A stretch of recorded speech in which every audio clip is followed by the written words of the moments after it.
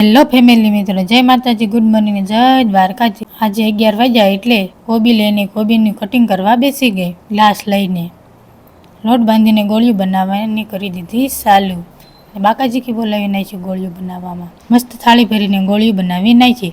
પાણી આવી ગયું કે નહીં, કડાઈમાં તેલ મૂકીને તળવાનું કરી દીધું ચાલુ। તો ચાલો મિત્રો મંચુરિયન ખાવા। ગોળીને ટેસ્ટ કરવા માટે ફૂંક મારીને ટેસ્ટ કર્યું, ગરમા ગરમ પણ બહુ મસ્ત બની હતી હો। મારું મંચુરિયન સરસ મજાનું બનીને થઈ ગયું તૈયાર। તમારે કોઈને ખાવું હોય તો આવી જ જજો બપોરે જમવામાં। સલાડ મઠો, જમવામાં સલાડ, ઉનાળાનો મઠો, મંચુરિયન, શાક, રોટલી તો આવી જ જજો, ભૂલી ન જતા જમવાનું। બપોર પછી વાડી આવીને જોયું તો દૂધી મોટી મોટી મારી ઉંમરની થઈ ગઈ હતી। ઢોર માટે નીણ વાઢી લીધી।